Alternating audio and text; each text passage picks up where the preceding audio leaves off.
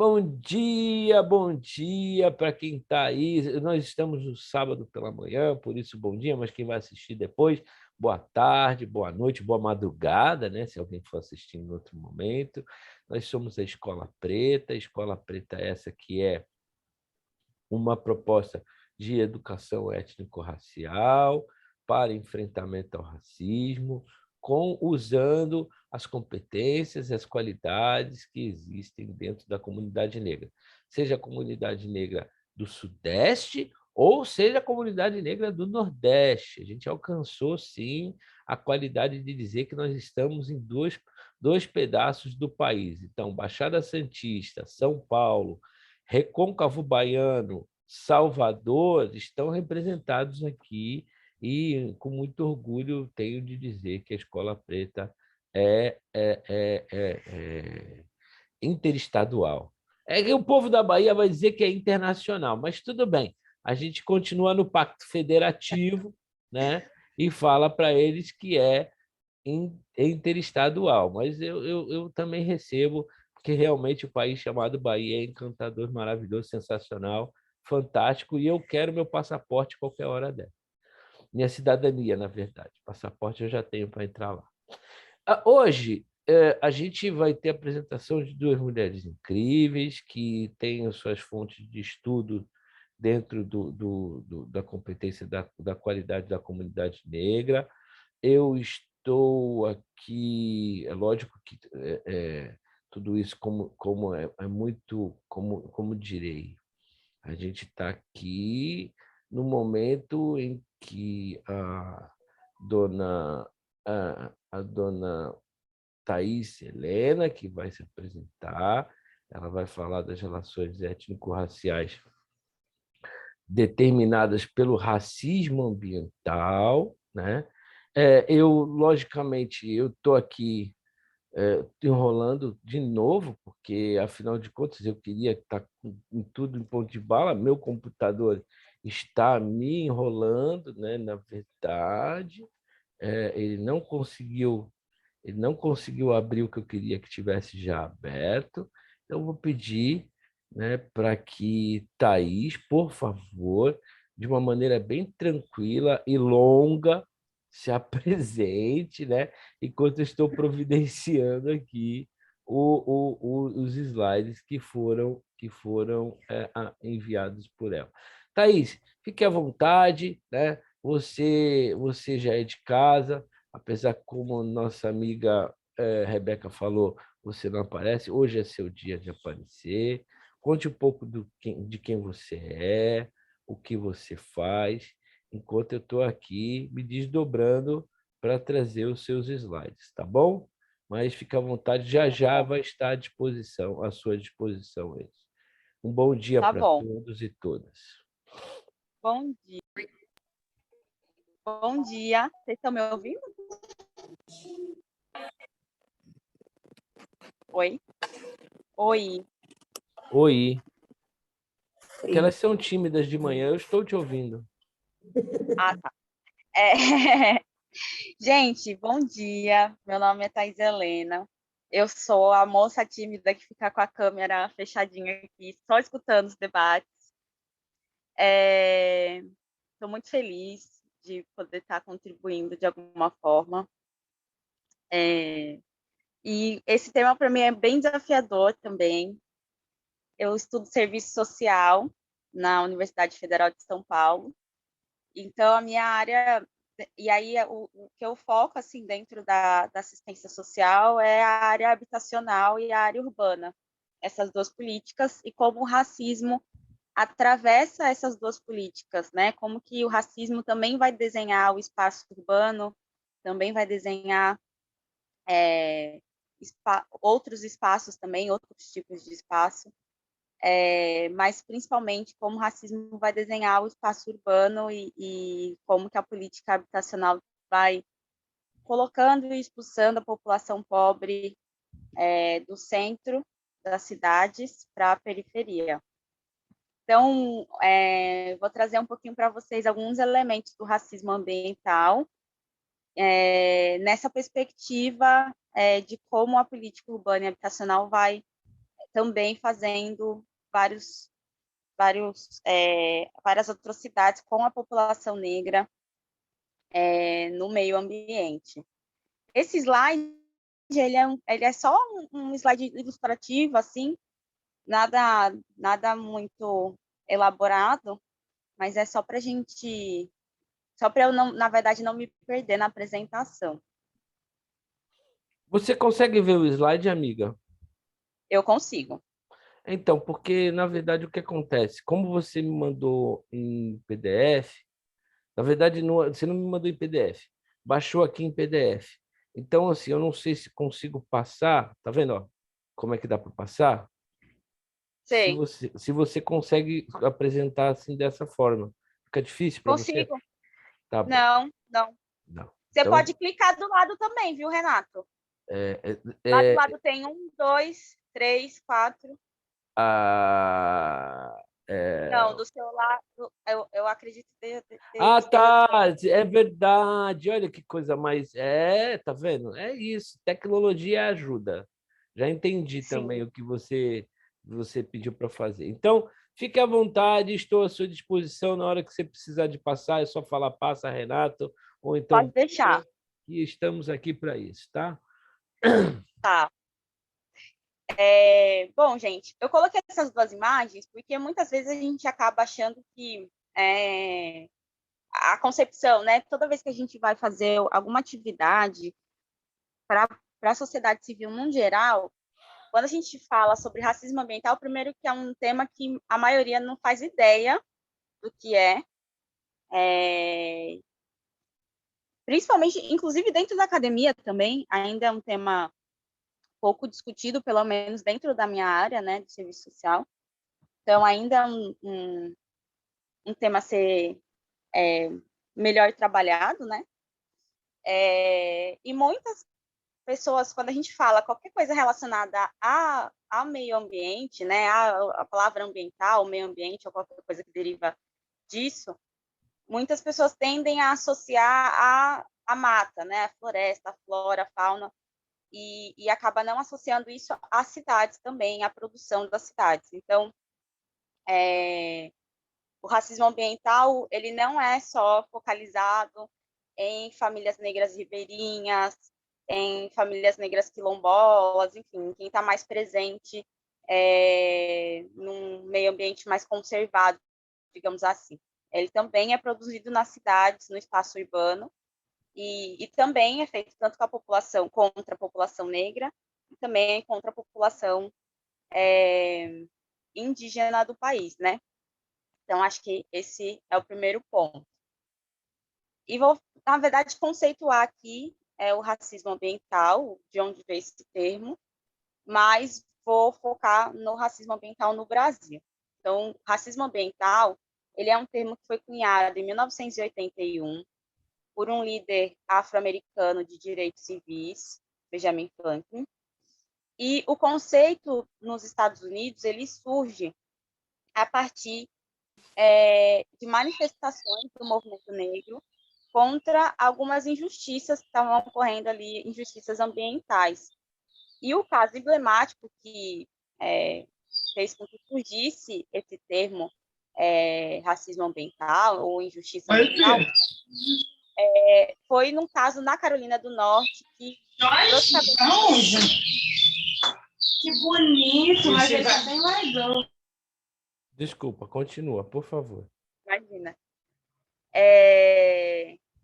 esse termo, né, e essa luta, né, contra o racismo ambiental, ele surge na Carolina do Norte contra a instalação de um aterro de resíduos de policlorato numa determinada área ali da Carolina do Norte, e a população negra se levanta e se nomeia e dá esse nome, né, de racismo ambiental. Então, acho que a primeira coisa é esse conceito, que embora ele tenha sido cunhado, né, nos Estados Unidos, e que o primeiro levante contra isso tenha sido lá, a gente tem diversos casos no Brasil de racismo ambiental, e que no ano passado, na ONU, teve uma discussão sobre racismo ambiental no Brasil, e o Brasil não reconheceu que exista nenhum tipo de racismo ambiental contra a população negra e indígena. Depois eu vou voltar um pouquinho nesse caso da ONU. Bom, pode passar. Então, eu coloquei primeiro o que a sociedade pensa sobre o meio ambiente, né?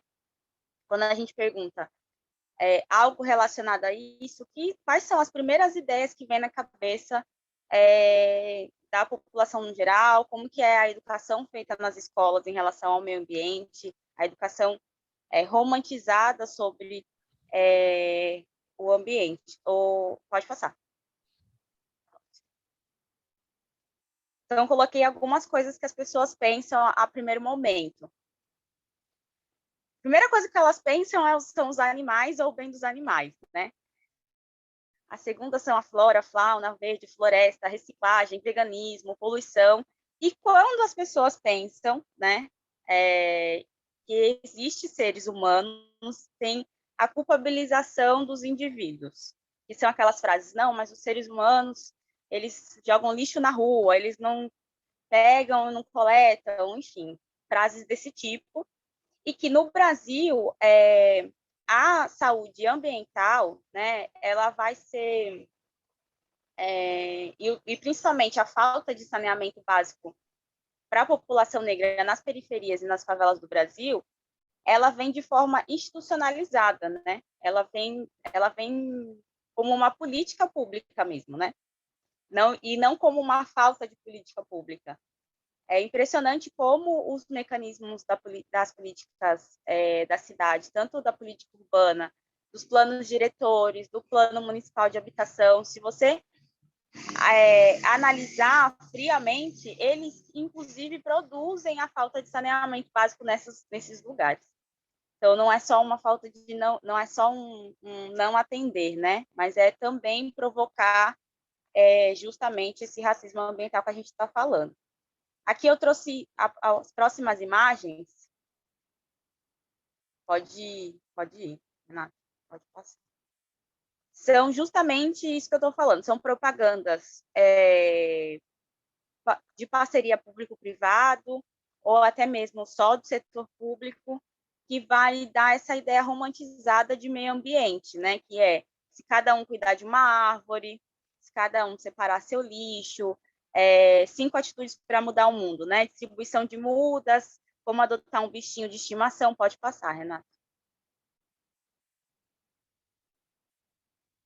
O lixo é seu, né? A relação a ideia mais recente, né, que se proliferou no Brasil contra o uso de canudos e etc., né, que jamais perpassou por pensar a quantidade de comunidades que são afetadas com o plástico, né, com a produção do plástico, mas que focalizou totalmente nas tartarugas, né? Então, essa é a ideia que a gente vai ter de saúde ambiental no Brasil, muito produzida também por esses conteúdos que vem muitas vezes do governo, né, do próprio governo. Pode passar, Renata. Aqui é uma imagem da Carolina Maria de Jesus, e eu acho que dessa imagem a gente pode partir para várias problematizações, né? Primeiro, quem realmente recicla no Brasil, né? Quem realmente trabalha com a produção e acaba sobrevivendo com a produção do lixo, né? Então, a gente vai ter um contingente muito grande de margaridas, de garis, de favelados que sobrevivem catando reciclagens, e de população em situação de rua, principalmente também, que sobrevive ali da reciclagem, do lixo, enfim. Só que essa reciclagem da população negra, ela vai ser estigmatizada como algo sujo, né? Aqui em Santos, por exemplo, a gente tem uma quantidade muito grande de moradores em situação de rua ali na Bacia do Mercado, e muitas vezes, quando eu ia atendê-los, a gente os primeiros relatos eram: tomaram a minha carrocinha, não vou poder mais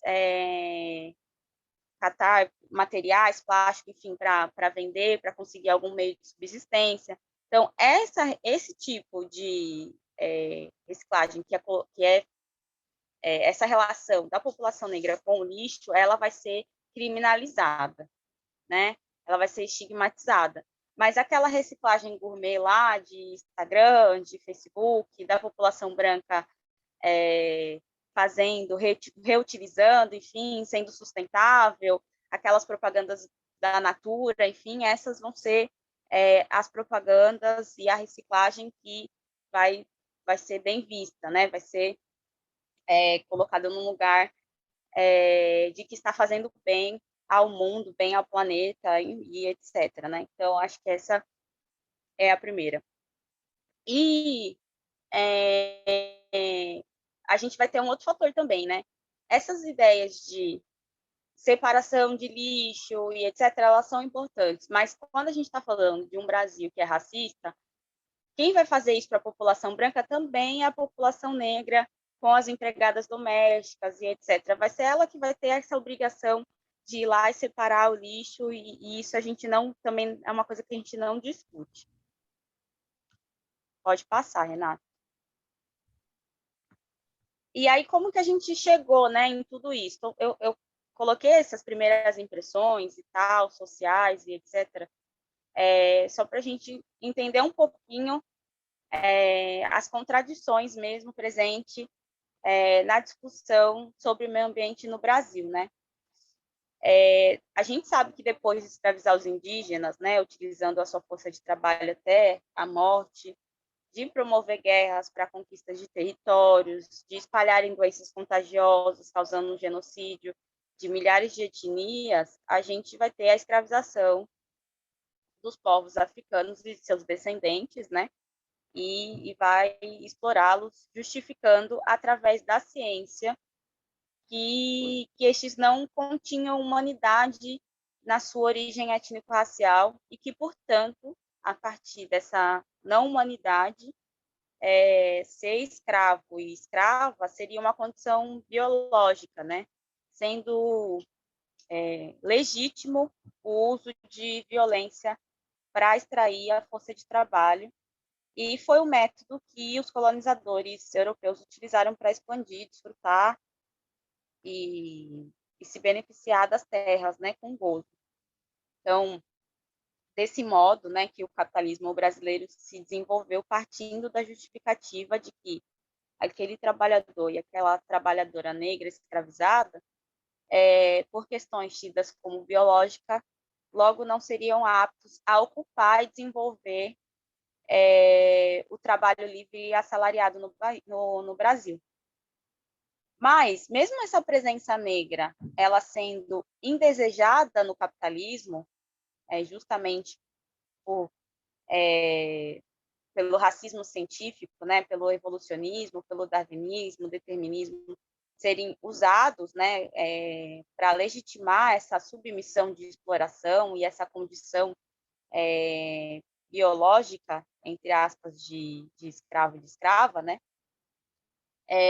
Mesmo ela não sendo desejada no capitalismo, essa presença negra ela não é totalmente descartada, porque ela é o produto necessário para a construção e para o desenvolvimento de um país em que o trabalho livre ele não é composto somente pelo trabalho assalariado, mas ele também é composto por postos de trabalho sem vínculos empregatícios ou com vínculos, porém, desqualificados, que vão ser importantes na lógica do capital, como o setor de serviços no pós-abolição, mas que mantém a lógica servil em que a população negra foi inserida e, principalmente, mantém a população negra nos postos de trabalho em que a população branca não quer exercer, em que a branquitude não quer exercer. Então, trabalhos relacionados ao lixo, como eu disse, né, margaridas, garis, favelados, população em situação de rua, vão ser a população negra que vão ocupar. Né? Isso tem total a ver com uma política de saneamento básico, uma política de saúde ambiental, de urbanização e etc., que produz mecanismos que mantenham a população negra nesses postos de trabalho ali diretamente com o lixo, né? Eu coloquei essa propaganda, essas duas, né? Essa e a próxima, né? Para a gente conseguir entender que a partir do sistema capitalista no Brasil, quando ele é inserido no Brasil, né?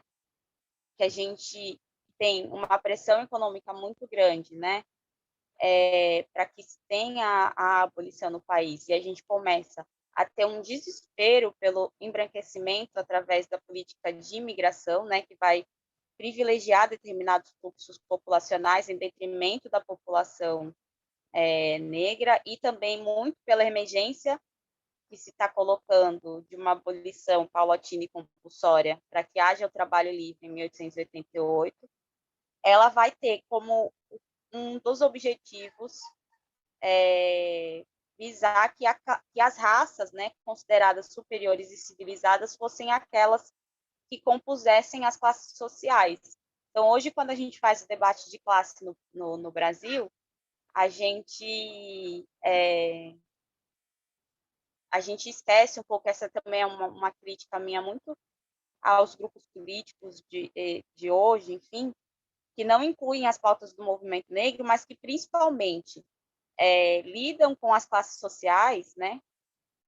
Se esquecendo que o objetivo das duas classes sociais, tanto a dominante quanto a classe proletária no Brasil, ela era para ser uma classe embranquecida, né? Se visou isso no país. A gente vai ter um grande número de imigração ocupando os postos de trabalho assalariado, ocupando aqui em Santos, no caso, na particularidade da cidade, ocupando fortemente o porto.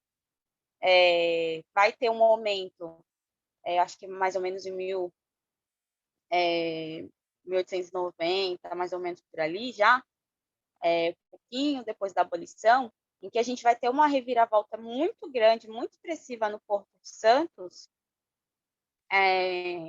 de que a maioria eram trabalhadores negros e passam a ser maioria trabalhadores espanhóis, ou seja, trabalhadores imigrantes, né, por esse desespero do embranquecimento no país.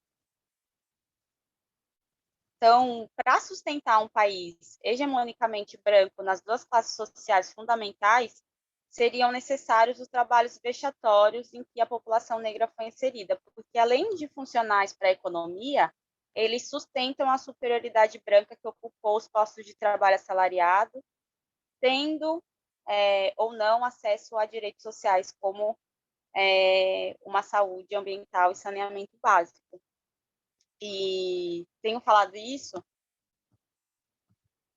só me desculpa que eu me perdi aqui nas anotações.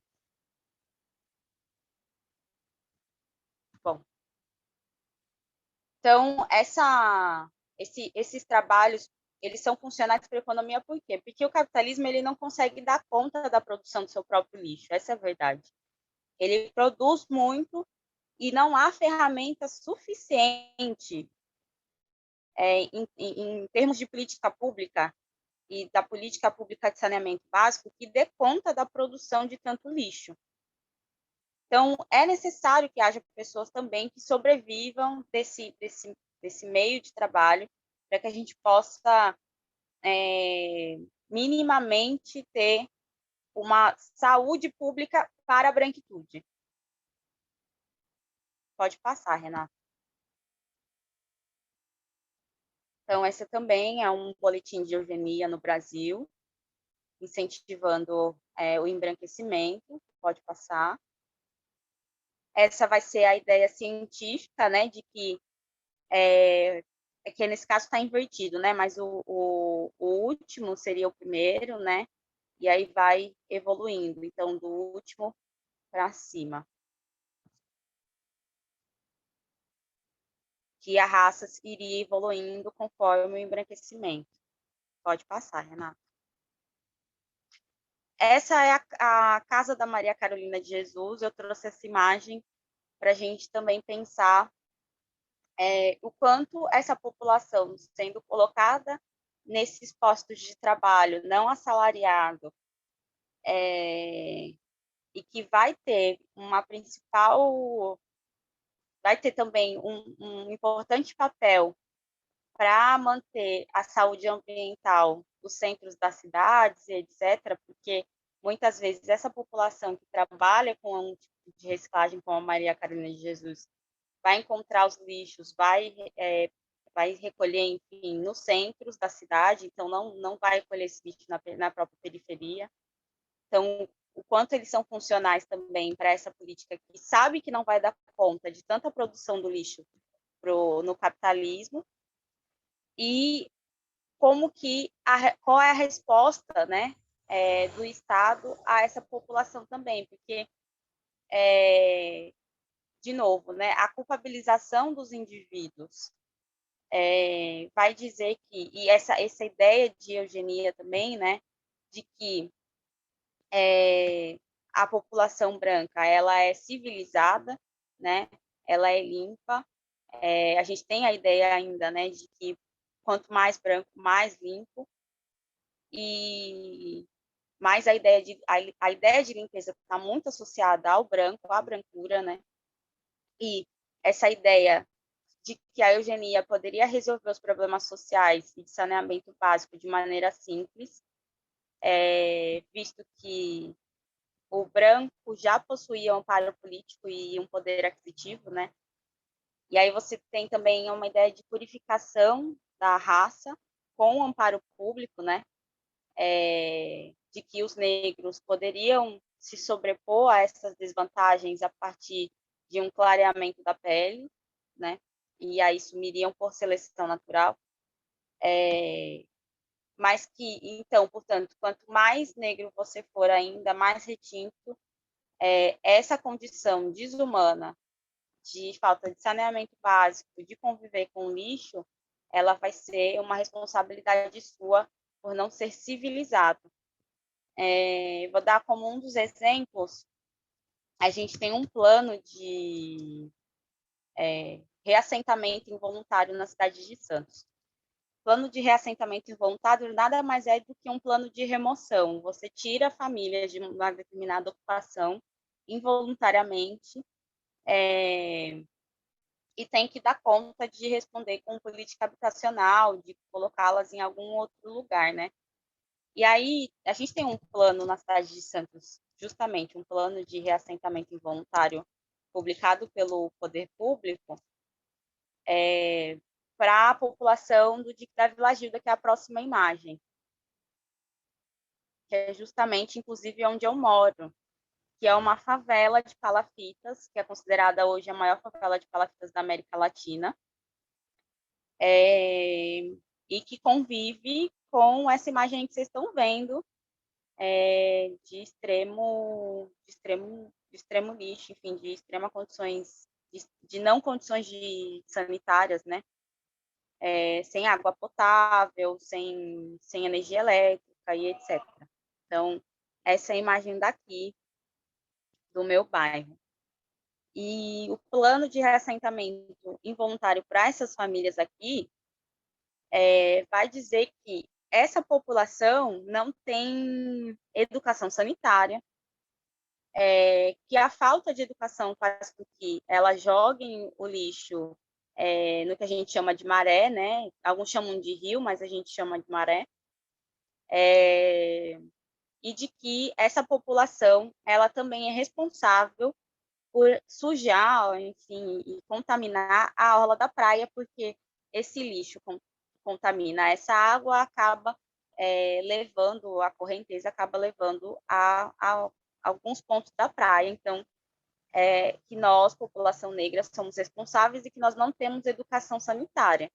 Mas o plano em nenhum momento diz que a gente não tem acesso à coleta de lixo, por exemplo, diária, numa favela que é um contingente de gente absurdo, né? Que é a maior favela de palafitas da América Latina. Então, como que o racismo ele vai se manifestando, colocando a culpa na população negra, sobre a coleta de lixo que deveria ser pública. E essa coleta de lixo, que é prevista por lei também no Plano Municipal de Habitação e no Plano Diretor de Urbanismo da cidade, ao mesmo tempo, no plano de reassentamento involuntário, vai ser considerado inacessível fazer qualquer tipo de coleta diária no local, coleta de lixo, e vai se institucionalizar uma coleta aí que varia uma vez na semana, enfim, se não houver feriado também. Então, institucionalizou-se que não teria coleta de lixo nesse lugar. Então, por isso que eu comecei dizendo lá atrás que, muitas vezes, a falta de saneamento e a falta de saúde ambiental, ou seja, o racismo ambiental, né, ele vai ser institucionalizado pelo poder público. Essa era a última imagem. Dizer que, acho que alguns outros elementos, assim, né? Acho que no pós-abolição, no século XIX, o Brasil era um terreno fértil para um disparate de eugenia, né? Tinha uma população negra gigantesca, a sociedade também se tornava mais, que chamam de miscigenada, né? Mas que a gente vai considerar um estupro da população, das mulheres negras e das mulheres indígenas, e estava distante de qualquer ideal eugenista de brancura, né? Então, muito pressionado, né, pelas ideias da Europa, né, o Brasil vai tentar, de alguma forma, consertar o que eles vão considerar um erro, que é essa mistura, né? E essa construção, esse projeto de construção de uma raça superior, de um embranquecimento sistêmico, né, de uma seleção natural, que promoveria mais qualidade, enfim, ela também vai se dar muito pelo fato de que a concentração de pobreza, a proliferação de epidemias, etc., ela também vai nascer pelos centros urbanos que estavam se formando no Brasil, né? Os primeiros centros urbanos, eles vão ter um caos de epidemia, de proliferação de epidemia, porque a gente não tem ainda naquela época, uma política sanitarista, uma política de saneamento básico. Então, o movimento sanitarista, quando ele nasce para resolver esses problemas de saúde pública nos centros urbanos, ele também vai ter uma grande contribuição nessa ideia farmacêutica, inclusive, também, de seleção natural, de embranquecimento sistêmico. Bom, eu acho que eu falei tudo. Quanto tempo eu tenho ainda, Renato? Do jeito que você está falando, a vida inteira é mais 2/3. Meu Deus, Assim, sério? não, porque, pô, assim, eu tenho que ficar calado e dizer que você foi espetacular. Não, na verdade, Ai, meu Deus, Renato. até agora, nesse momento, não, tô sendo muito sincero. Thaís, eu estou sendo extremamente sincero. Eu acho que a gente perdeu muito tempo de não escutar a juventude, sabe? Eu acho. Tenho por mim de que, a partir de agora, a minha tarefa maior é dar espaço para que você, Rebeca, Jonadab e aqueles que têm, assim, estão entre 15 e 25 anos se manifestem. Porque eu tive muita oportunidade de fala na vida e a minha tarefa maior é essa. Então, eu estou extremamente emocionado, não pelo que você sabe, não pelo conhecimento que você detém, não é por isso, é por ter te encontrado, sabe? Ai, meu Deus. Com todo o respeito, com todo o carinho, com toda a admiração que me vem aqui na mente, tá? Então, assim, eu vou deixar. eu queria a impressão das outras pessoas, é lógico, eu dei uma... eu costumo não falar exatamente para não transparecer qual é a minha intenção para os outros não sequenciarem, mas eu acho que eu não podia perder a oportunidade de dizer muitíssimo obrigado pela manhã de hoje, sabe? Imagina, Muitíssimo eu que obrigado mesmo, agradeço. tá? Eu que Hoje, agradeço. hoje quem está chorando sou eu, não vou aparecer, não. Deixa eu falar só a última coisa que eu esqueci, para a gente refletir também juntos aqui. Que tem uma questão também das leis ambientais, delas dizerem, olha, aquela área é uma área de preservação ambiental, e aí ela não pode ser ocupada. Mas como a população negra ela não tem acesso à renda, ela não tem acesso aos financiamentos habitacionais, tanto pelo mercado privado, né? Mas tanto também pelos financiamentos do mercado público, porque a gente não tem uma política que forneça casa, que forneça moradia no Brasil sem financiamento. Então, a população negra ela tem uma contradição, ela precisa comprovar que ela não tem renda suficiente para ser atendida pelo mercado privado, mas ela também tem que comprovar que ela tem alguma renda suficiente para poder pagar pelo financiamento da casa, mesmo que o programa seja um programa público, seja um Minha Casa Minha Vida, seja ela tem que ter algum tipo de renda para financiar aquela casa. Então, a população negra acaba ocupando esses lugares de encosta de mangue, de encosta de morro, de rio e etc., que são áreas que o mercado imobiliário ele não tem interesse de construir. E aí isso acaba fazendo com que essa população ocupe esses lugares e as políticas vão dizer que essa população não pode ocupar esses espaços, né? E aí acabam tendo vários processos de remoção e etc, etc, etc.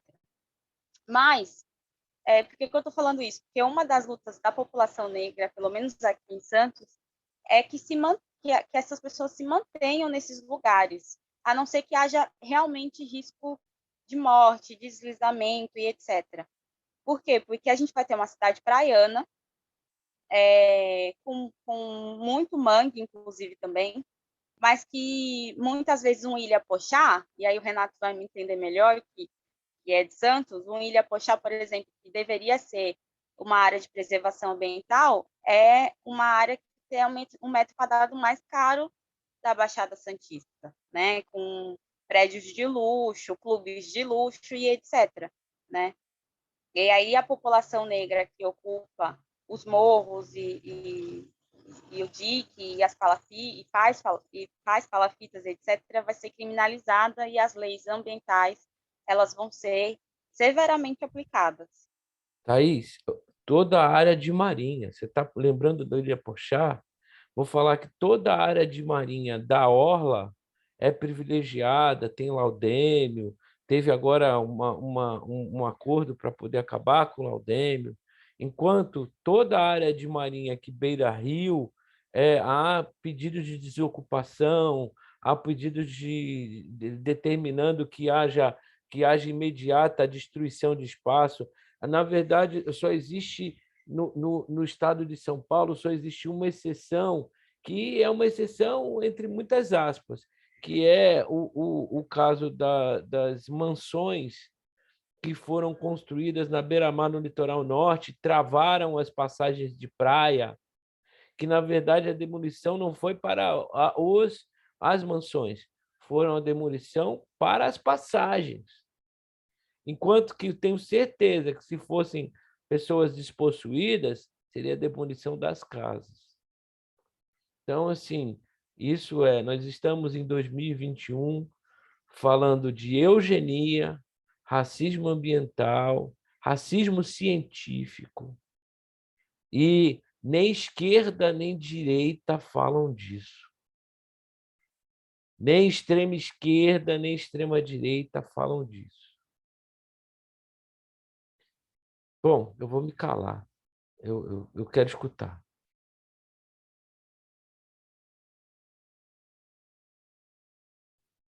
Gente, é para falar, pelo amor de Deus, né? Você falou que ia se calar, eu achei que era para todos se calarem, né, diante dessa. É que a Thaís traz, né, algo tão forte, e que nós, muitas vezes, não paramos para avaliar, né? Nós não paramos para observar, porque tudo que ela traz é tão constante, né, tão próximo da gente, e muitas vezes nós não conseguimos ter esse olhar.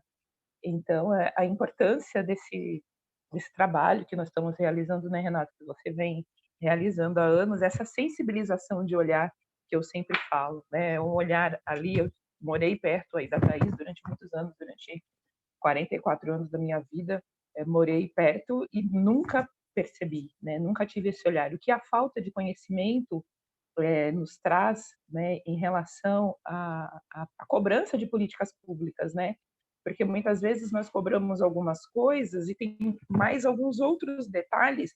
A Thaís trouxe tantos detalhes hoje, são tantas coisas, são tantos questionamentos que ela traz, que a gente fica assim, meu Deus, por onde começar, né? Quando ela fala principalmente da questão da habitação, né, da construção de habitação, essa dualidade que a população negra passa, né? Você tem que comprovar que você não tem renda para entrar em alguns projetos e para entrar em outros projetos você tem que comprovar que tem renda suficiente. Então, assim, parece que, como naquele filme, né, das mulheres negras que vão para a Lua, até esqueci, estrelas que brilham, né?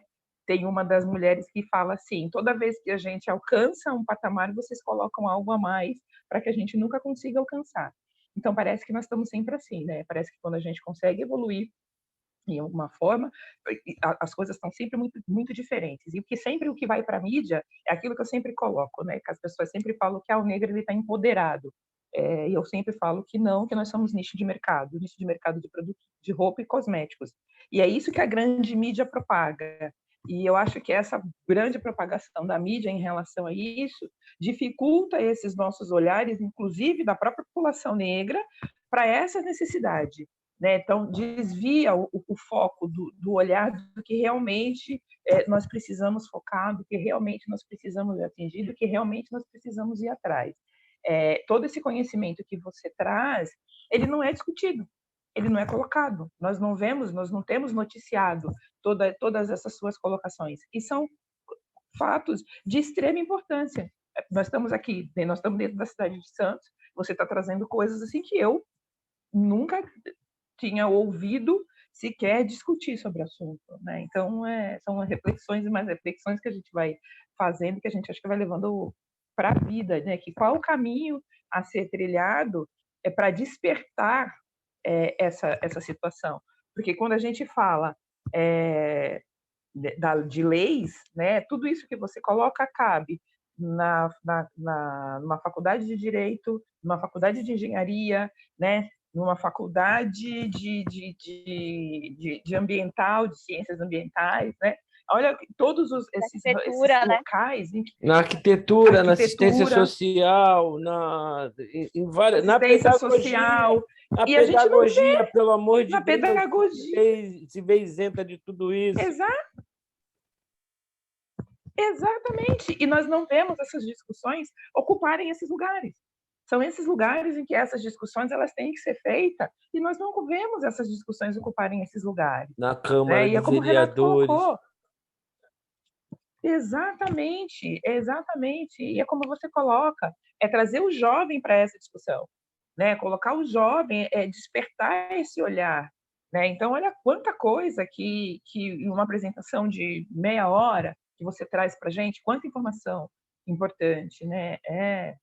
Eu vou ficar falando aqui desordenadamente durante dias, porque as coisas vão vindo assim, né? Vem um turbilhão de coisas na nossa mente e a gente fica muito feliz de ter essa menina linda, maravilhosa, superpotente, né? Ativa e a gente fica, meu Deus do céu, e agora, né? Qual é o caminho? Por onde que a gente começa? Por onde que a gente começa? Calma, vamos deixar as outras pessoas sugerir. Eu até tenho uma ideia, mas eu gostaria de escutar os demais. Aí, Vamos lá, né?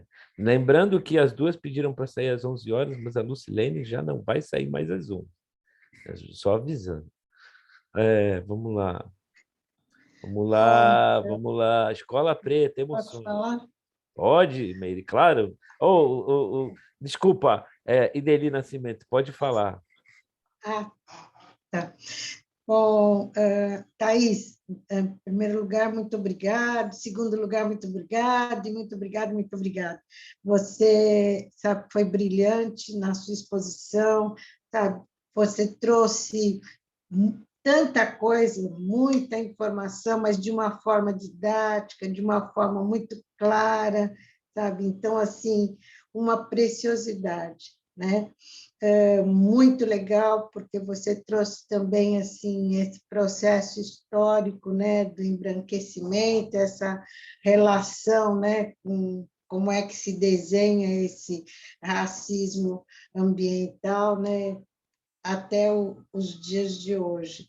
Então, nossa, eu só tenho que agradecer, sabe, o link que você fez com o Porto, sabe, com o processo, né, de imigração dos espanhóis, o link que você fez com a Carolina de Jesus, né, não só com a vivência dela, mas com a potência que é essa mulher, né, sabe, e que era uma favelada, que vivia no lixo, né, as reflexões sobre os postos de trabalho, né, quem é o perfil desse povo, né, sabe, que trabalha com lixo, né, como é que, sabe, ele é visto.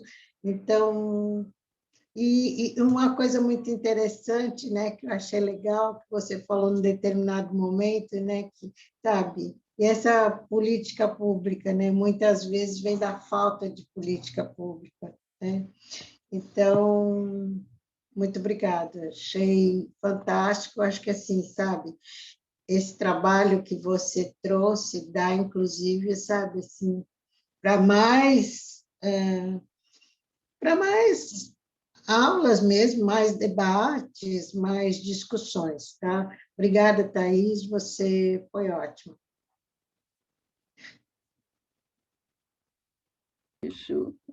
Oi, Thaís. Gostei muito do que você falou, parabéns. E parabéns, sabe por quê, Thaís? Quando você começou a falar, eu falei, mas sobre o que ela está falando mesmo, né? Então, quando você... Porque na minha cabeça, o racismo ambiental só se verificar com as questões lá nos quilombos, por exemplo, né? Em que eles estão situados no meio da floresta, não é? Mas eu não associei realmente, mas na medida eu não associei com as questões ambientais da cidade. Não tinha associado. E é isso que o Renato falou, que é preciso dar espaço para falas da juventude mesmo, que eu acho que ela enxerga muito mais claramente do que a gente enxerga. A gente já vem com um histórico, uma posição de vida, e aí, de repente, você só enxerga o seu mundinho um pouquinho, né? E aquilo que, por exemplo, eu vou me repetir no sentido de racismo ambiental é lá na floresta, lá os índios, não é? O pessoal quilombola, o ribeirinho, tal. Mas eu não, e eu te agradeço por isso, de você ter alertado por uma situação que está muito perto da gente, está aqui, do nosso lado, e que a gente não se atenta, não é? Não se atenta. A gente sabe da importância das políticas públicas para esse tipo de questão, né? A questão do lixo. E a gente também vê que as pessoas que trabalham com lixo, a maioria é pessoas negras, não é? Então, eu fiquei fazendo uma associação com o que aconteceu quando a Lei Áurea foi outorgada, né? E a situação do negro naquela época é a mesma que está hoje. Então, até que ponto nós crescemos, até que ponto a gente briga por tantas coisas, não é? E às vezes não vê o que está do lado da nossa casa aqui. Né? Isso aí eu te agradeço realmente, não é? E, na verdade, o que a gente poderia suscitar em termos de ações, em termos de discussões, é o que é que a gente pode fazer para que haja mais políticas públicas para resolver esse problema. E cutucar mesmo. A ideia é cutucar, não, é insistir com os políticos, insistir em todo lugar que a gente for sobre essa preocupação. Então,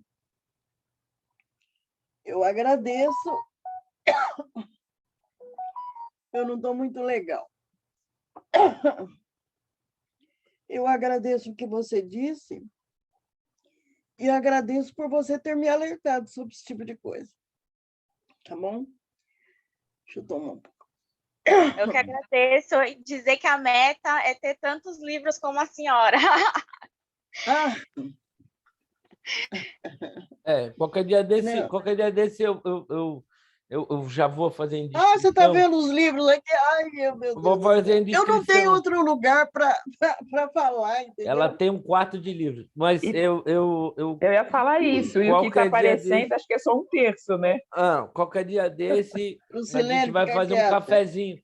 um cafezinho na casa de Dona Mary Careno com o pessoal aqui. Vamos, venham, estão convidados já. Ai, é uma um dia, delícia. Então, os que já falaram. E quem estiver em São Paulo quiser vir também, a gente vai invadir a casa dela aqui também. Deixa eu falar uma coisa. Eu queria escutar a juventude também. Rebeca e Jonadab, Bárbara, vocês querem falar alguma coisa? Vocês querem tomar a palavra? Dá licença um pouquinho.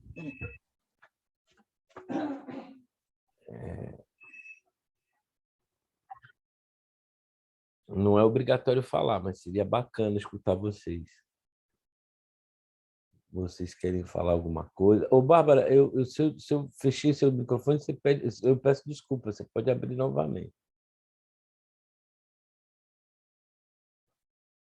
Porque, assim, passar da emoção, eu já comi até chocolate para passar a emoção.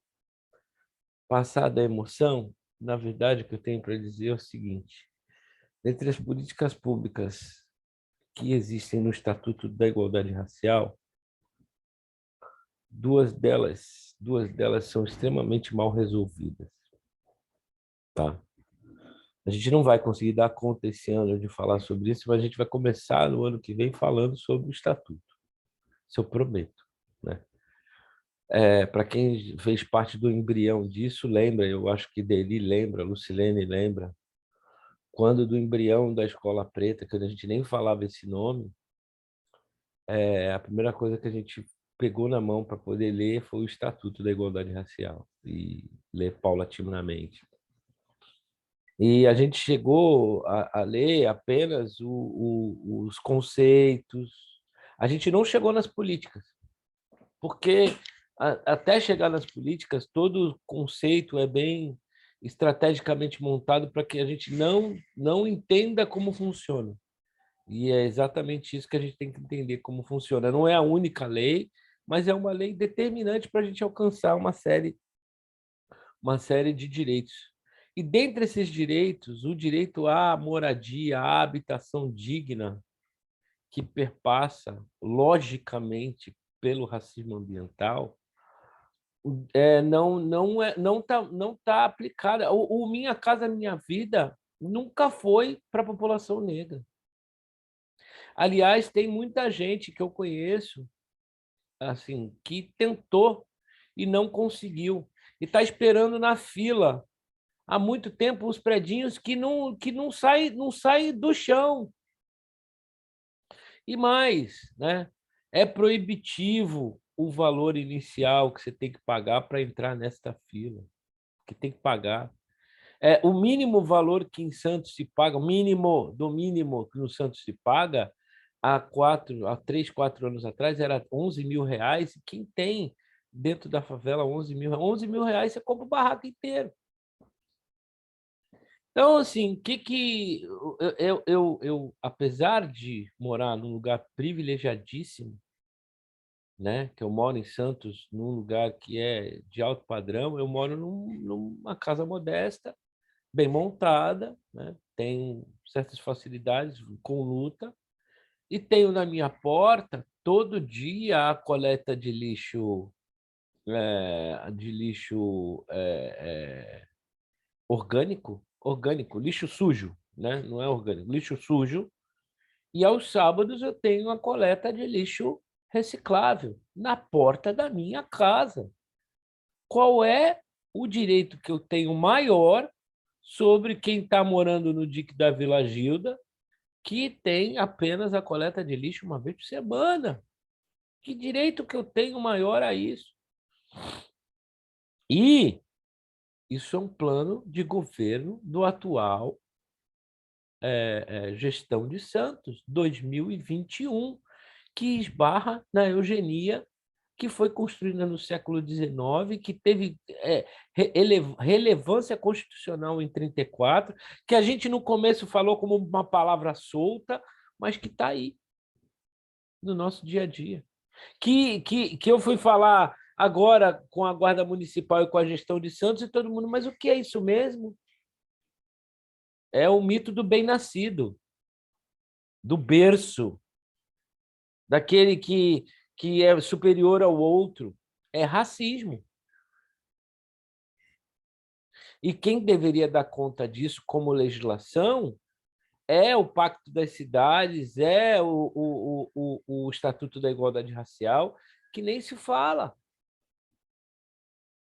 Eu estou enrolando aqui e, ao mesmo tempo, comentando, porque o fruto que eu gostaria, que eu tenho intenção de construir quando eu me proponho a estar aqui aos sábados de manhã, é justamente ter esse contato com Thaís, esse contato com Meire, esse contato com Ideli, esse contato com Rebeca, esse contato com Jonadab, esse contato com vocês, com Neuza, para que a gente possa construir arcabouço e fundamento para enfrentar isso. Porque, por exemplo, na semana passada, eu e a Meire estávamos no jornal A Tribuna. E a gente pode falar só no 20 de novembro? Não. E a gente pode falar, não, de repente a Thaís pode falar no jornal A Tribuna, a Lucilene, a Ideli, desde que a gente entre num consenso do que a gente vai falar, porque também é muito fácil chegar e vamos falar. O que tem de gente falando bobagem por aí, Jesus Cristo! Oxóssi! Né?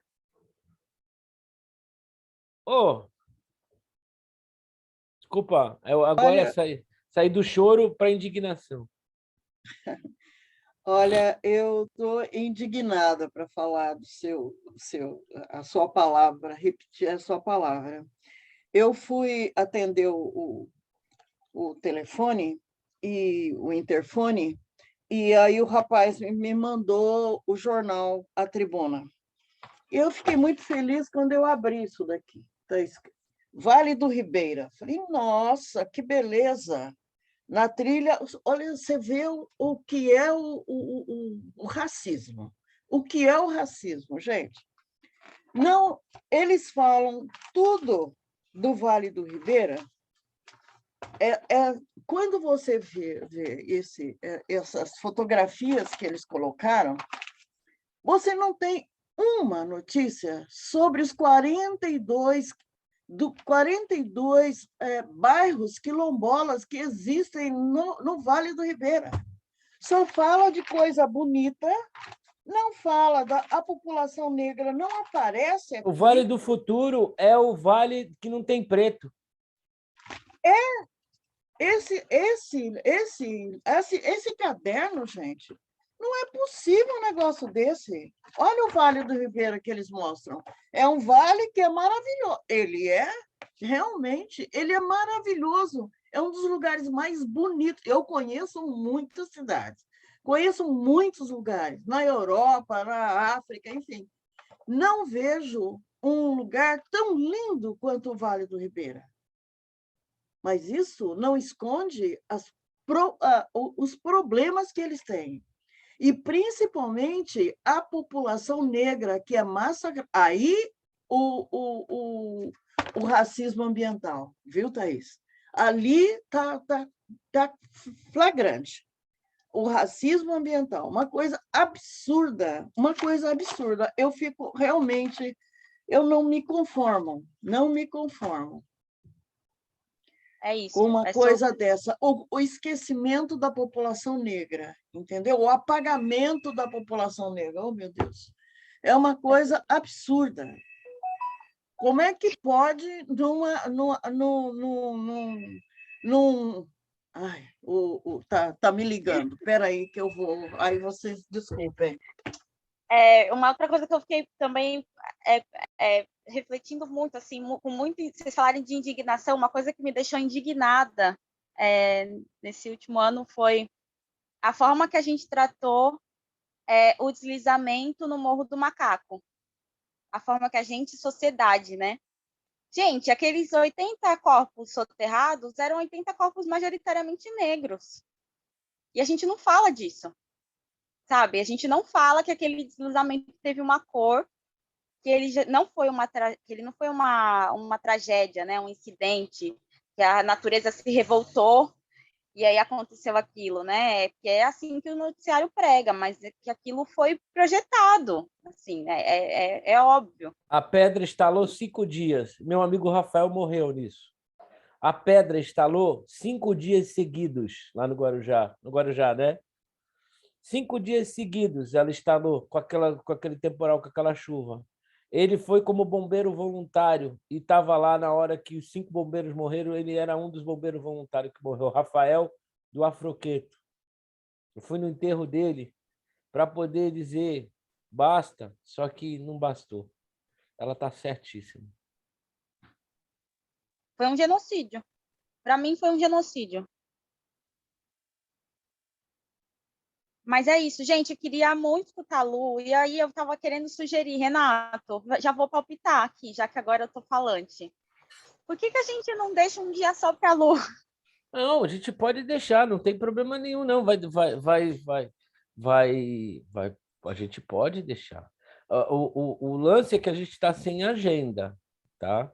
Porque a gente vai acabar, as nossas atividades, elas vão acabar na segunda ou terceira semana de... Eu acho que é segunda semana de dezembro. A gente está na última de novembro, Tá. janeiro, dezembro, vai ter 2 semanas. Aí depois, por causa das festas, tá?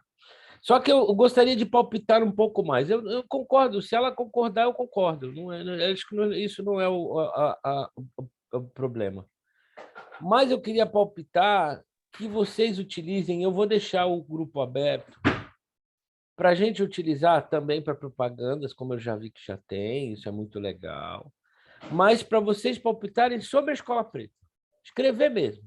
Meter a boca, criticar, falar o que tem que ser, como é que tem que ser, da que forma tem que ser. Porque eu vou adiantar para vocês a minha pretensão. É começar o ano olhando para o Estatuto da Igualdade Racial e propondo a construção, por isso que a última nossa conversa são as associações negras.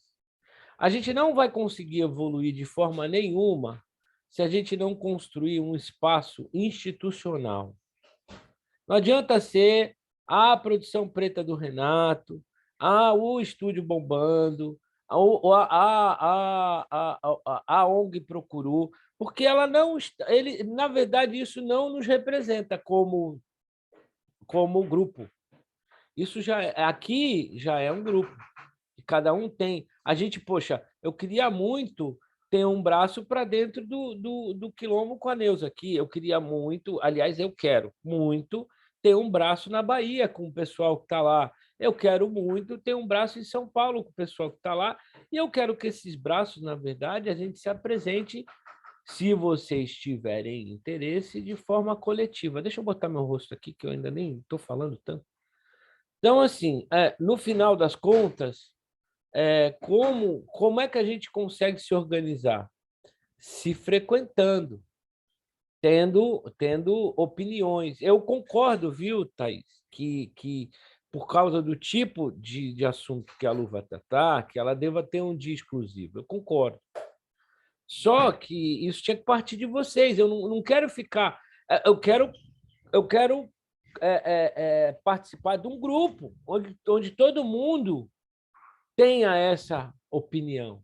Se você que era a que ficava mais atrás das câmeras está falando isso, eu quero. O objetivo é esse. Ontem, para vocês terem uma ideia, ontem eu fui numa rádio digital na Zona Noroeste, tá? Rádio, num programa chamado Justiça Restaurativa. Estou em contato com a juíza do GCRIM, que ela quer fazer um trabalho de justiça restaurativa com mulheres egressas, vindas da cadeia. Tá, beleza. Até aí, tudo bem, dá conta e tal. Mas na conversa que foi lá e que estava presente o pessoal que colabora com essa justiça restaurativa, eu falei, por que vocês ainda não foram nas escolas trazer os grêmios escolares aqui para dentro, ouvir essa molecada? Porque as escolas já mudaram e nem a direção, nem as secretarias competentes estão dando conta. A invasão escolar, ela acontece por causa de preguiça? Também. Mas ela por causa de desânimo, porque você não vê, não percebe, não se apercebe qualquer evolução nas escolas. Tem um monte de professor aqui, né? Tem professores que sabem o que estou falando, que está vindo massificado, o tipo de trabalho que está vindo massificado vai destruir ainda mais o trabalho das professoras, principalmente segundo grau, no ensino médio. Então, sendo bem concreto, eu quero que a escola preta se torne uma opção de estudo, mas para isso a gente vai precisar se organizar um pouco mais. Então, fica aqui um abre-alas daquilo que é para conversar entre nós, né? E não vai depender do político A, B ou C. Nós somos os políticos. Nós somos os políticos, né? Não importa qual é o partido que você esteja. Não importa nem se é de esquerda ou se é de direita, também não importa. Só não seja nem de extrema esquerda, nem de extrema direita, porque os extremos não combinam, né? Agora, antes de qualquer coisa, é importante a gente se organizar, tá? Organização é tudo. Então, eu queria que vocês, por favor, de alguma forma, ajudassem a pensar esse próximo passo, que, na verdade, é o terceiro passo, né? O primeiro foi em 2019, que Deli e Lucilene, por exemplo, participaram. A Meire Careno, ela é do passo zero, né? Mas tudo bem, eu nem vou comentar, porque já é muitos anos. Mas essas três mulheres que estão aí, que falaram, elas sabem dessa vontade, e eu acho que está na hora dessa vontade ser dividida para a gente poder ganhar mais espaço. É isso que eu tinha para falar. Eu concordo, viu, Lucilene, que você faça em outro dia, não tem problema, sabe? Que não seja hoje, que não seja na semana que vem, que não seja na outra, não tem problema, porque eu acho que a Escola Preta tem muito para crescer, começando da gente entender qual é o nosso papel no mundo. Renato, na verdade, como eu estava com um dia dividido com a Thaís, né? E quando a gente fala de mulheres negras e seus feitos, nossa, são muitas mulheres, né? E são muitas mulheres exatamente com esse olhar que a Thaís traz da invisibilidade, né? E mergulhando nessas mulheres, nas histórias dessas mulheres, eu estou falando, eu estou ficando toda arrepiada, a gente consegue entender o porquê, né, dessa intenção, dessa invisibilidade. E algo que pulsa na gente, em nós, mulheres negras, e nós não sabemos o que está pulsando aqui dentro. A gente não consegue entender por que tanta força. E aí, quando nós mergulhamos nas histórias dessas mulheres, né, principalmente quando a gente fala de ancestralidade, é que nós conseguimos entender, falar, agora eu consigo entender por que eu sou assim. Agora eu consigo entender por que esse sangue ferve, né? E trazer essa invisibilidade, né? Esse silenciamento, ele é muito intencional, né, para que nós não tenhamos força. Então, realmente, falar de nós, mulheres negras, das histórias que nos compõem, né, em meia hora, é um desserviço, né? Eu acho. Não sei o que vocês pensam a respeito disso. Não, A gente como eu pode, disse. inclusive, marcar uma data durante a semana, não Não, sei, como eu disse, se não, for não, não, possível. não se preocupa com relação a datas. A gente vai encontrar uma data no sábado, até porque eu acho que manter uma regularidade no sábado é legal para todo mundo. Mas eu concordo, eu submeto a nosso coletivo. Podemos deixar a Lucilene falar outro dia, até para refletir melhor tudo isso que a Thaís nos trouxe, dar tempo ao tempo e as coisas se construírem. Elas duas já falaram, e a própria que vai se apresentar já colocou que é um desserviço, mas eu acho que a gente tem que ouvir o coletivo. Tudo bem para vocês? Sim? Não? Façam um sinalzinho, digam coisa de qualquer coisa de fumaça aí, ok, 2 mais 2 votos. Rebeca e Jonadab, Rebeca está até sem microfone hoje. Eu tô impressionado com ela sem microfone, porque ela é uma pessoa que eu queria muito escutar. Mas tudo bem. Jonadab, a Rebeca está aí, não? Aqui, Olha tá ela aqui. aí! Ô, Rebeca! Oi, Rebeca! Oi, Como é que tá o país chamado Bahia e tudo isso, essa potência? Vamos lá, fala um pouquinho. tudo de bom. Antemão, gostaria de parabenizar a Thaís, né? Eu acho que não foi nada menos do que eu esperava, foi muito além, muito além, muito além. E, assim, trouxe uma perspectiva de algo que eu não tinha domínio, e eu estava conversando até com o Jonas sobre isso, porque eu não tinha domínio, eu achava que o racismo ambiental era uma coisa totalmente oposta do que ela trouxe aí, sabe? É como a gente percebe o quão leigo nós somos. Abre o seu vídeo, Rebeca. Então, né? Eu vou, Você então, tá aqui, sem vídeo? calma, que eu vou aqui ajeitar a face, né? Para apresentar vocês. Ah. Calma, só um minutinho. Calma, só um minutinho. Calma. Gente, o jeito que fala, né? Essas Dá vontade de ficar meninas, ouvindo o dia todo, né? essas Ela tem uma fala mulheres. gostosa, uma coisa envolvente, né? É muito bom. Coisa doida, gente. Meu Deus! Aí só. Calma. Deixa eu. Calma. Vocês conseguiram ver aqui? Tá linda, Rebeca, tá linda. Oh, Que meu isso? Deus, gente. Ó, cara de quem ainda tá trabalhando no sábado. Mas é o famoso home office. Mas, voltando, né? Então a gente percebe o quão somos leigos quando se trata de racismo. O quão a branquitude consegue, né, ainda assim, manipular, disfarçar, né, infelizmente, né, a humilhação que é a gente entender o quão difícil e talvez o quão ameaçador para eles é nos ter nos espaços. Com conhecimento. Né? E o quão difícil para a gente é obter qualquer tipo de conhecimento, porque parece que um preto com conhecimento é uma ameaça. E realmente é, né? Porque quando a gente se liberta daquilo, quando quebramos as correntes, as cadeias, através do conhecimento, a gente ultrapassa os limites. Limites que nos foram impostos através de conquistas que eles conquistaram nas nossas costas.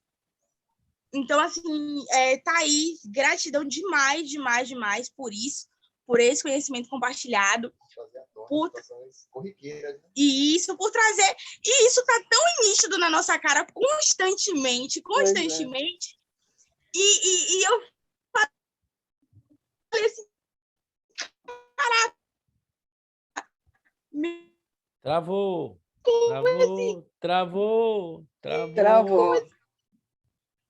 Travou. É tão nítido que travou.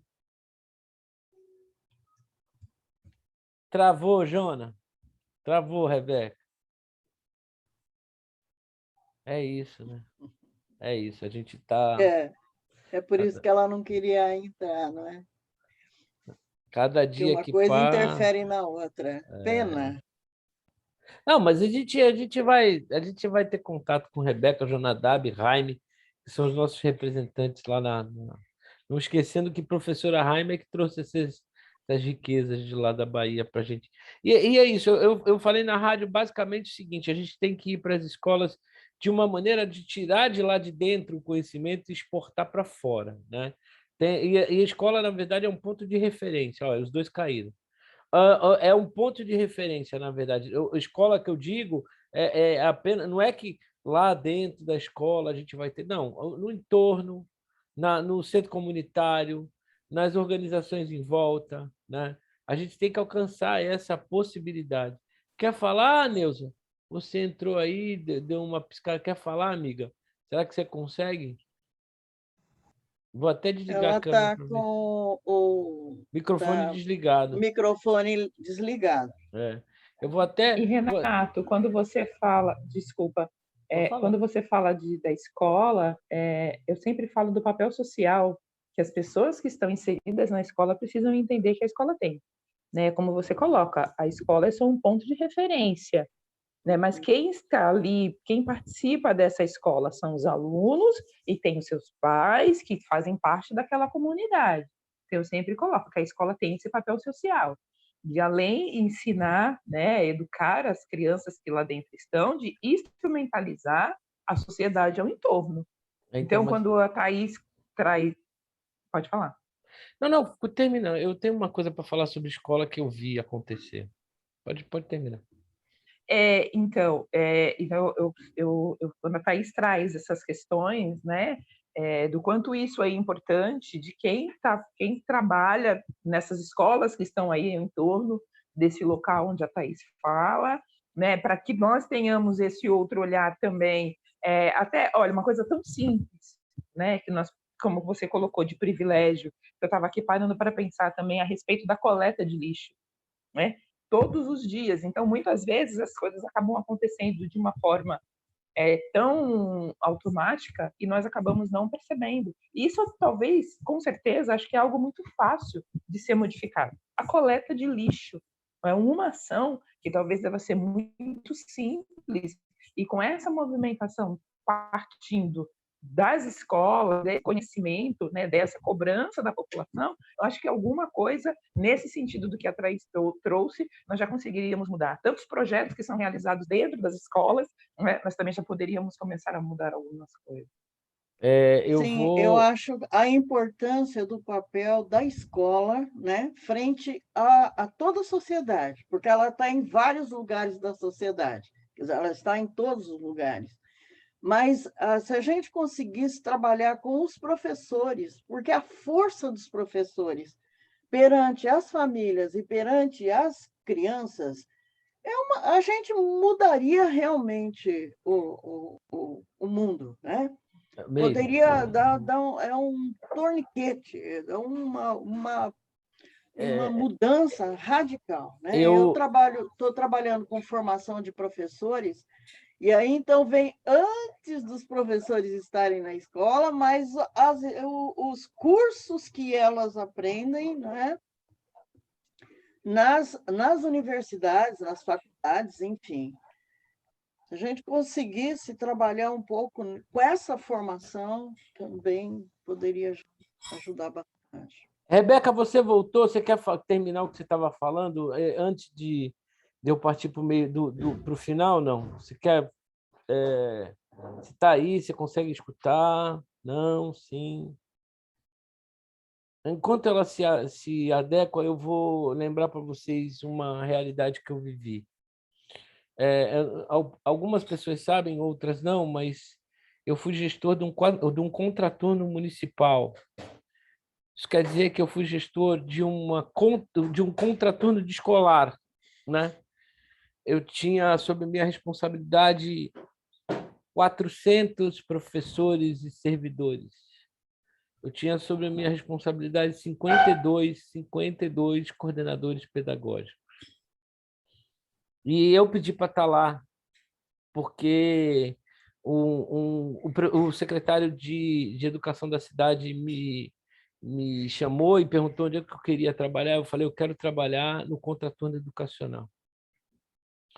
E eu acho muito lindo tudo isso que vocês estão falando, mas na minha humilde visão é extremamente romântico.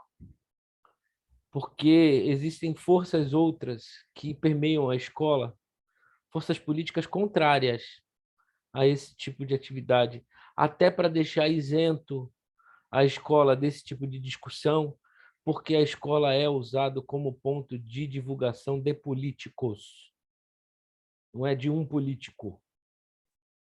Então, na hora que a gente fala, vamos para a escola, para as escolas, para fazer um trabalho, a Lucilene sabe disso. A Escola Preta era para estar dentro da Escola de Santos e foi impedido de estar, né, minha amiga? A Lucilene se foi, mas foi impedida de estar, porque ela refletiria demais.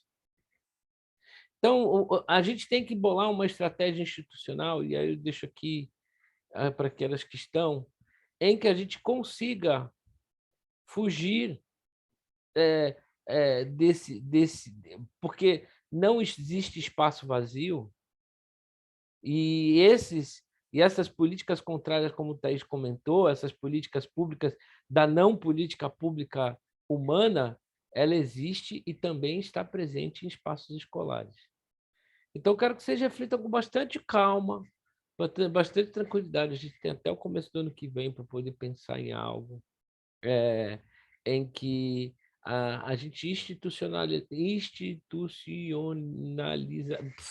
tornaria institucional esse nosso trabalho, né? Apresentando eles em diversos espaços da sociedade, que necessariamente não precisam ser só escolas, mas com certeza as escolas são um ponto de referência que a gente precisa invadir.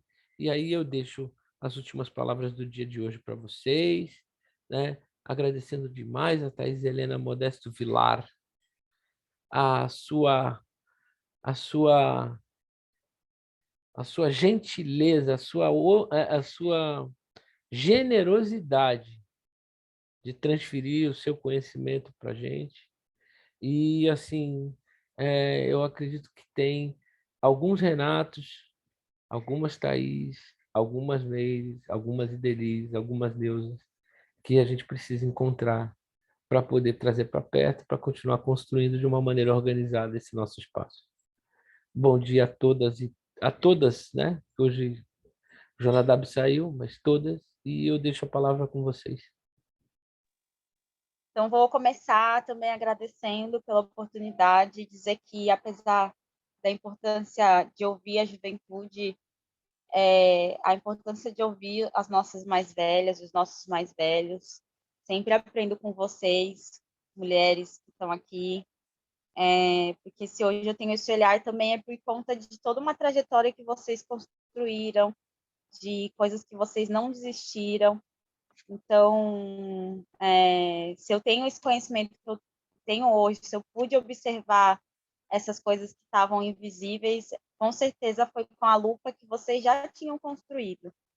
Então, muito obrigada também por esses anos de militância, por esses anos enquanto mulher negra nessa sociedade. Agradecer ao Renato também, porque ter confiado, né, em mim, na apresentação e etc. Dizer que eu fico muito feliz de ouvir vocês e muito feliz de estar aqui podendo contribuir também com esse espaço. E avante Escola Preta, vamos aí tentar essa institucionalização, sim. Eu acho que, sem dúvida, é extremamente importante. A gente teve a festa da imigração no Dia da Consciência Negra em Santos, não sei se vocês viram. Então, assim, a gente precisa avançar, porque senão a gente vai perder espaço mesmo na cidade. Os poucos que a gente tem, né, a gente vai perder. E a gente precisa resistir mesmo. E uma das formas de resistir é institucionalizando também. Também concordo com o Renato. Então é isso, gente. Eu agradeço demais.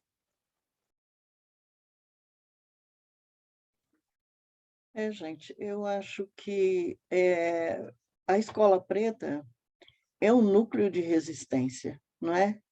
E a gente pode transformá-la, quer dizer, fortalecê-la, né? Com a participação, com as contribuições em termos de ideias, né? Eu estou à disposição, não tenho muito tempo, mas eu acho que dá para a gente trabalhar em conjunto, juntas nós podemos fazer muita coisa. Então, parabéns ao Renato pela ideia, né? E agradeço essa participação. E a gente precisa entender que realmente o lugar da gente é em todos os lugares que a gente quer conquistar e quer fazer alguma coisa, não é? E quer brigar. E eu estou que a gente tem que ler muito. Eu tenho que, cada vez que eu escuto vocês, eu falo, eu tenho que ler mais ainda, eu tenho que pegar outros autores, eu tenho que conversar com as pessoas mais velhas do que eu, que está meio difícil. Mas saber mais, né? Saber mais do outro, das pessoas. Por exemplo, a contribuição da Thais hoje, quer dizer, é uma realidade que está perto da gente e a gente não sabe. São essas coisas que a gente vai descobrindo e vai até mudando, né, o modo de pensar sobre as coisas, sobre a sociedade. Tá bom. Obrigada. Bom, gente, eu também tenho que agradecer todo mundo, e em especial a Thais hoje, né, que me ensinou muito, né, como sempre. Acho que muito legal isso do Renato querer institucionalizar esse espaço preto de diálogo, né? Como a Mary está falando, sabe, a gente tem que estar em todos os lugares, né? Então a gente tem que capilarizar isso, né? Vamos, sim, eu acho que esse grupo é uma força, né? Me sinto assim muito satisfeita, né, em estar aqui. Eu acho que aquilo que a gente puder fazer para discutir, para melhorar, para organizar, sabe, esse espaço da Escola Preta, estou junto. É isso aí. Bom fim de semana, gente. Para quem está em Santos, tem a Feira Preta hoje lá em frente ao SESC. Agora do período da tarde até a noite. Acho que é da 1 até as 9, das 2, uma coisa assim. Tá bom, gente? Verdade. Só aí. Neuza,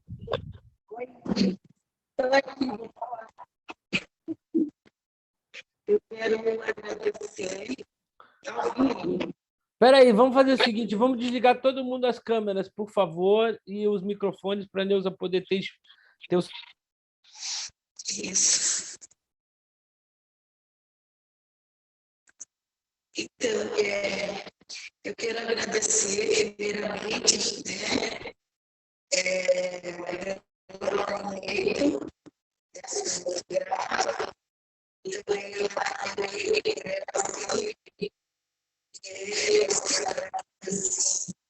tudo.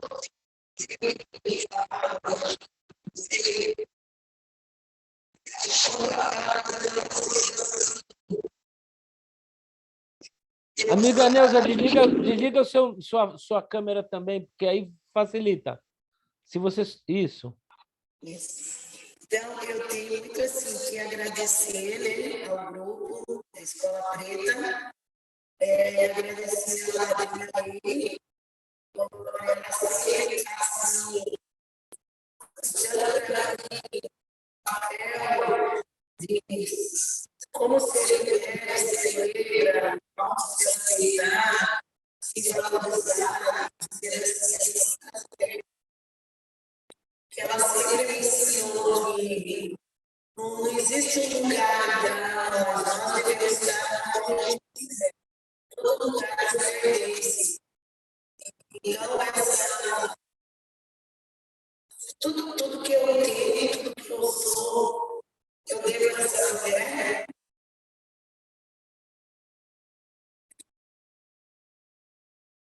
Onde ela não me gerou, mas foi mais do que gerar, porque é magro, educar. Eu tenho muito que agradecer. Eu peço desculpa também, porque às vezes eu sou a internet não é muito boa, mas eu quero aprender muito com vocês e gratidão por tudo. Eu falo demais, eu sou tímida, não sou de falar. A Leila me conhece bastante, ela fala para mim, quem falar, não tenha medo, mas eu ainda tenho muito medo. E eu vejo que nós que estamos sofrendo, gente tivemos uma abertura muito grande sobre a questão da trabalhar a consciência trabalhar a questão sobre